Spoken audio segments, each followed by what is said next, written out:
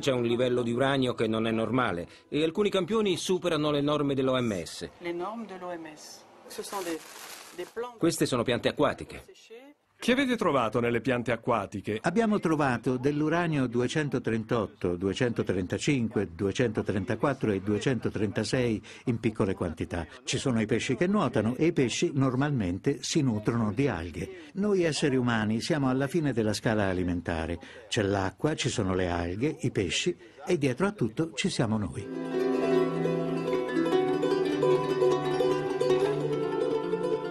Di incidenti così ce ne sono uno ogni 3 giorni su tutta la Francia, livello di rischio accettabile. Poi, normalmente, tutti i giorni ci sono sempre emissioni radioattive autorizzate, cioè nella norma.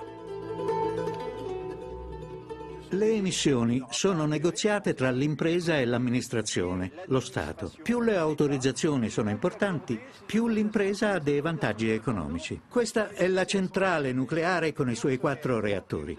Ci sono 2 camini e da questi escono i gas radioattivi scaricati legalmente da questa centrale e che si disperdono nell'ambiente. Te li ritrovi poi forse nel vino o nelle piante che ci sono qui vicino. Si tratta soprattutto di gas rari come il trizio e il carbonio 14 radioattivo. Ma se EDF, la società elettrica, misura nell'ambiente e nei centri abitati solo le polveri e non i gas, non troverà mai la radioattività nell'aria. Il sistema di sorveglianza non è per niente soddisfacente. Siamo a circa 5 km dagli impianti di Tricastin. Questo è un contatore DG5 della famiglia dei Geiger. Misura i raggi gamma. Non segna 0, ma una cinquantina di colpi al secondo. È la radioattività naturale che proviene dalla Terra e dallo spazio. Ci avviciniamo al sito nucleare adesso. Qui siamo già in una zona dove il contatore segna tra 160 e 180. Significa che c'è un problema di radiazione anormale, perché siamo vicini a una sorgente radioattiva. Siamo in uno spazio pubblico qui e c'è un'anomalia radiometrica provocata da un flusso di radiazioni che proviene da lì dentro. Non è il livello normale di questa regione. Il livello normale è 50. Qui siamo tra 200 e 220. Adesso sta salendo. Siamo già tra 240 e 250. Le radiazioni ionizzanti sono capaci di interagire con i nostri corpi e scatenare leucemie, tumori, guasti genetici. Ma quante ce ne vogliono? L'Agenzia internazionale per l'energia atomica fissa una scala per valutare gli incidenti. Da 0 a 3 sono i guasti, da 4 a 5 incidenti che coinvolgono l'ambiente e le persone. 6 e 7 incidenti gravi e molto gravi. E Tricastin? 1. Anomalie. E le persone? Il lavorio quotidiano di tutte le sue emissioni deboli di radioattività, che effetto hanno giorno dopo giorno sulla salute degli uomini e dell'ambiente? Nella scala questo non c'è, quindi non esiste. Ginevra. Proviamo con l'Organizzazione Mondiale della Sanità.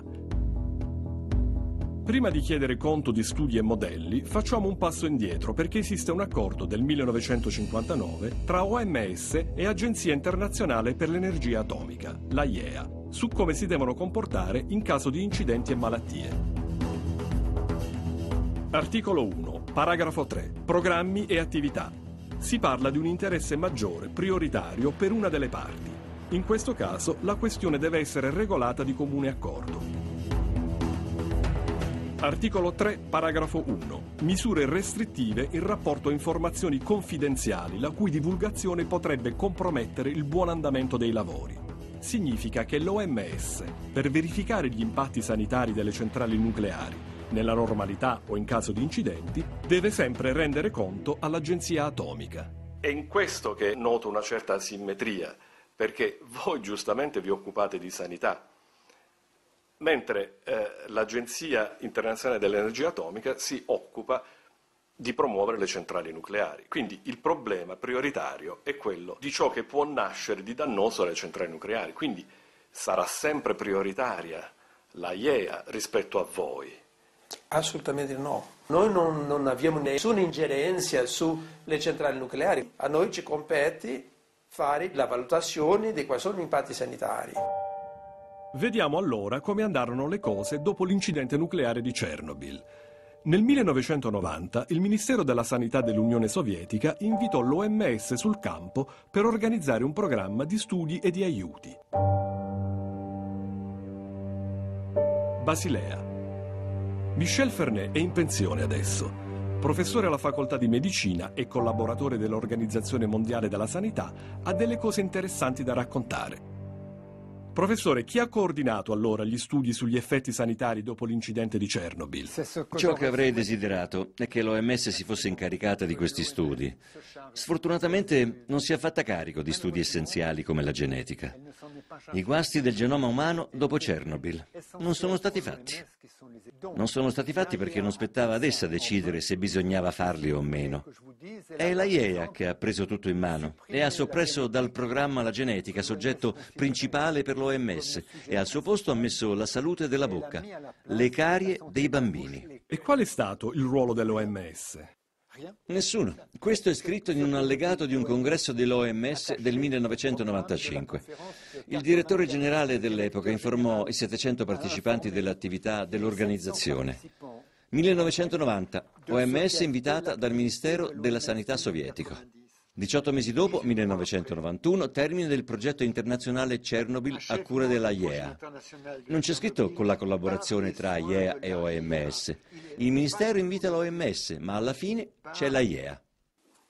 Questo, lei ha un'informazione che non ho. Io ho partecipato personalmente, io sono un epidemiologo ambientale, lavoravo all'Università di Londra, faceva il consulente per l'ufficio della OMS, e noi abbiamo fatto, in quanto OMS, abbiamo organizzato tutte le riunioni internazionali. Si dice che voi avete eseguito un piano organizzato dalla IEA. Scusami, lei sta sbagliatissimo.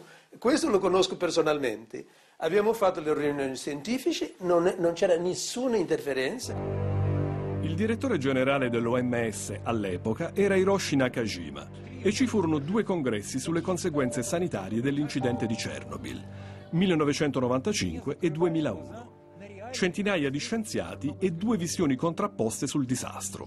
Una, un certo numero di morti, un certo numero di ammalati di cancro, punto, tutto finito. L'altra, morti, ammalati e tanti altri in futuro, più un danno al genoma umano. Quindi conseguenze permanenti generazione dopo generazione, cioè effetto devastante incomparabile.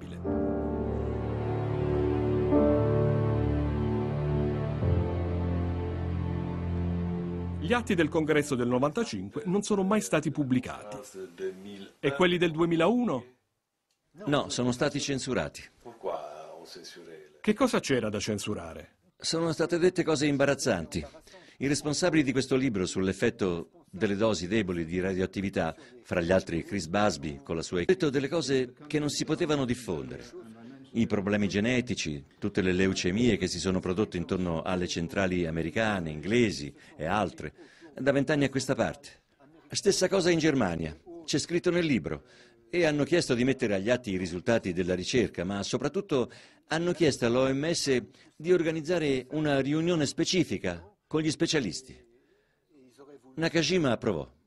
Ma se il direttore dell'OMS era d'accordo, perché sono stati tenuti nascosti i risultati di quella conferenza?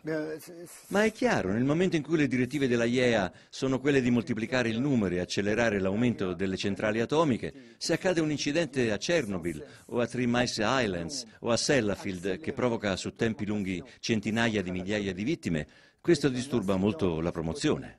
Ma mai l'OMS chiede l'avallo di qualsiasi persona, in qualsiasi agenzia nel mondo, sulle nostre pubblicazioni. Le nostre pubblicazioni vengono gestite del nostro sistema, che è un sistema molto chiaro e molto trasparente. Allora, sulle questioni nucleari sono coinvolte 2 grosse agenzie dell'ONU. Una è la IEA, l'agenzia atomica che si occupa delle questioni legate alla sicurezza. L'altra è l'Organizzazione Mondiale della Sanità che si occupa degli effetti sulla salute. Nel caso di Chernobyl, uno dei responsabili dei progetti speciali per l'OMS dice: non sono stati divulgati gli studi che evidenziano i danni sulle 20 generazioni future. Un dirigente del Dipartimento Salute e Ambiente dell'OMS invece dice: non è vero, è stato reso pubblico tutto. Di chi ci dobbiamo fidare? Torniamo fra qualche minuto.